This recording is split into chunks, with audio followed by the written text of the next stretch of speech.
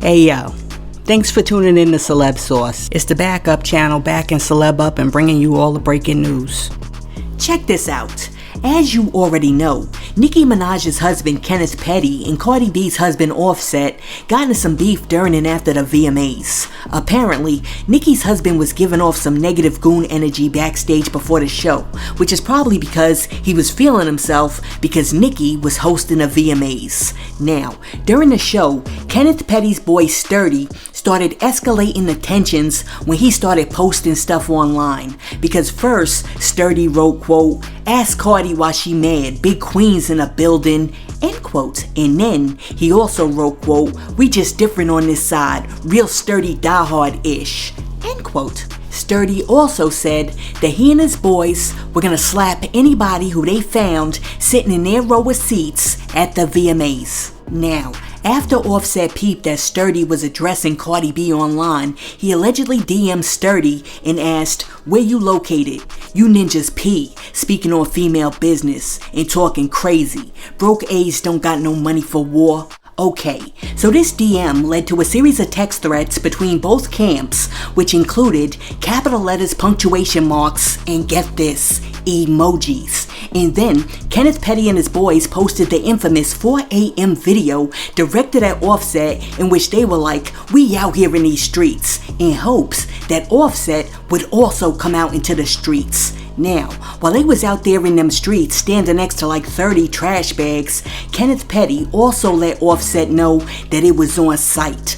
But what he didn't know is that Offset had already taken off, because a few hours later, Offset posted a video clip of himself getting off of a plane laughing at Kenneth Petty and his boys. But Cardi B just couldn't leave well enough alone, because a little while later, Cardi dropped another post that said, quote, "So Kenneth Petty and his slow friends went outside on an empty street at 4 a.m. to go live and threaten Offset. This is who your queen of rap is married to, a wash broke 45-year-old sexual predator and gangbanger. Kenneth need that ankle monitor back on," end quote. Okay, so here's my take on the whole situation.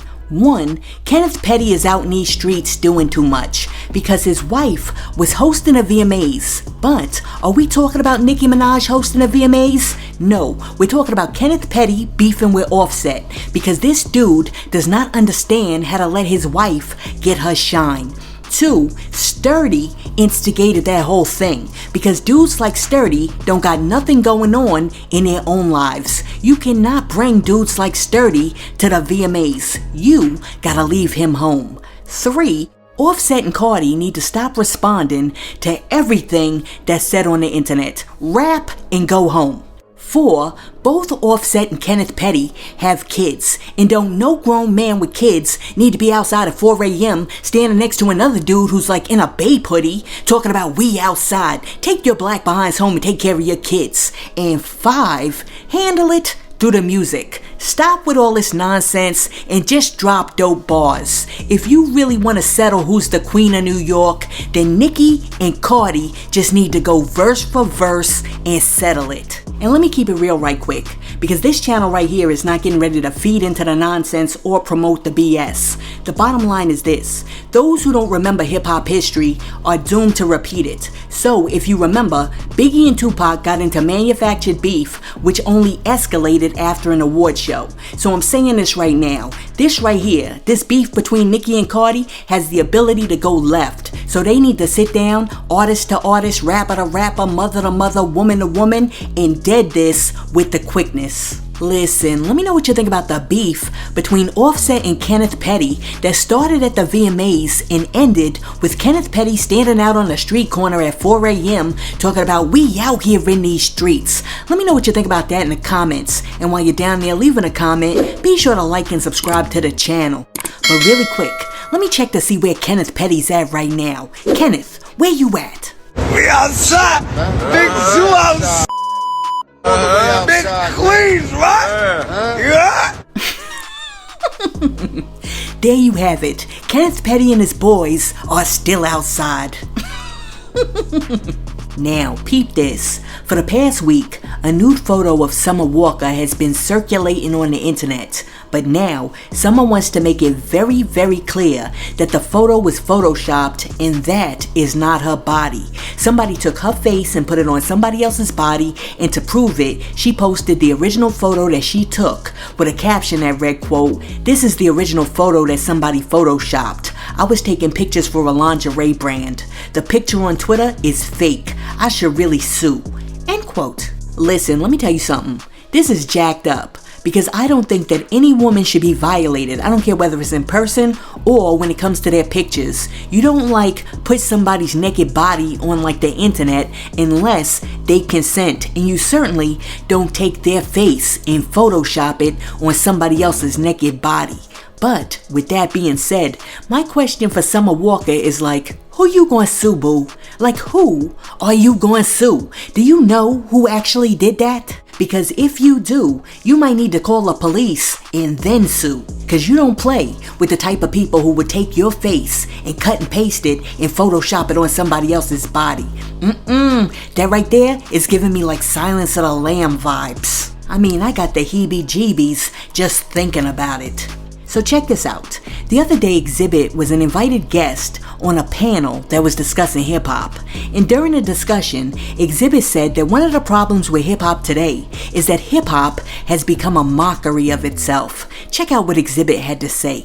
Two factors that I believe are stifling music, because hip-hop is so huge and it made so many people so much money they think anybody can do it.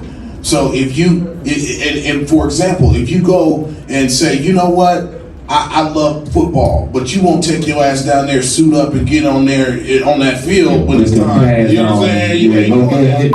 You won't do that. But everyone feels like that hip hop is so accessible that anybody can do it. It's become a mockery of itself. That's one. Number two, I think that it's become too accessible. If you go into back at the time, there was a time when there was somebody that you had to go into their office and get an investment into your career. Now, if you just have a laptop and Wi-Fi, you can be an artist, which is really it just clouds the whole game up. So I think that people do themselves a disservice by trying to participate in that. First of all, we should have unionized. We should have had some kind of union. We should have had a board. We should have organized ourselves. Because right now, becoming 50 years later, we still don't own shit. You know what I'm saying? So until we own it, until we control it, until we have a say on who gets to fucking call themselves this and call themselves that, like everybody else, you know what I'm saying? It's going to continue to spiral out of control. And that's why we're not on the billboard. Because nobody is in a pilot seat guiding us to where we're supposed to go. We went from thousands to millions to billions. This is a $1 billion industry. But until we take the focus and clean up our own backyard, then it's not going to have the same respect that it's had garnished in the past. And that's my opinion.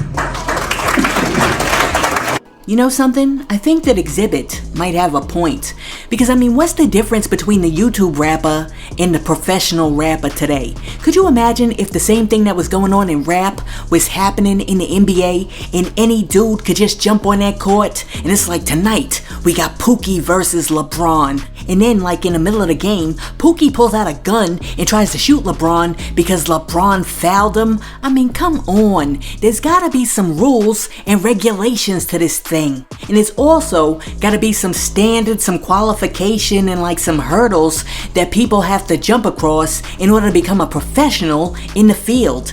It's just gotten so watered down that anybody thinks they can do it. And guess what? Everybody is trying to do it. And when you allow everybody to do it, you let in an element that could potentially ruin the whole thing.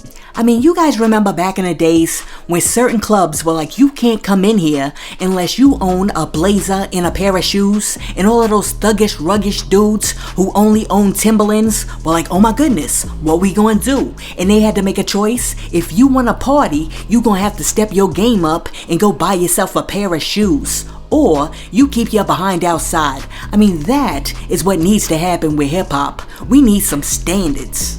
Listen, let me know what you think about Exhibit, saying that hip-hop has become too accessible and it's also becoming a mockery of itself. Let me know what you think about that in the comments. Now, check it out. On Sunday, Teyana Taylor confirmed that her and her husband Iman Shumpert have split after 10 years of marriage. In response to rumors and speculation that have been circulating on the internet about possible infidelity creeping into their union, Teyana jumped on Instagram and wrote, quote, Alright, not too much on my bestie. In all fairness, Iman and I are separated and have been for a while.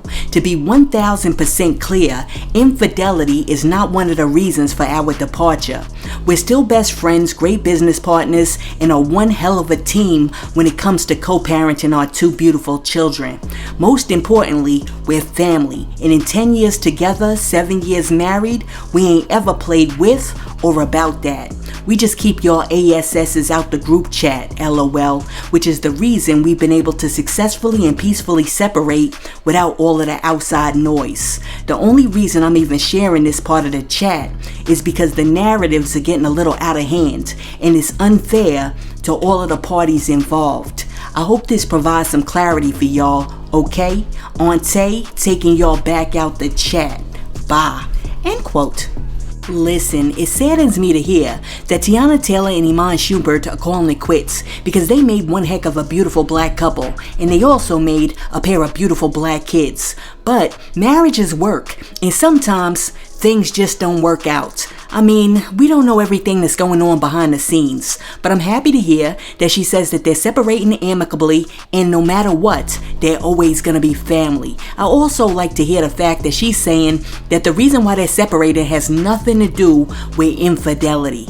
Listen, let me know what you think about Teyana Taylor coming out and confirming that she's separating from Iman Shumpert. Let me know what you think about that in the comments. And hey yo, thanks for tuning in to Celeb Source, your source for celebrity news. Be sure to like and subscribe to the channel.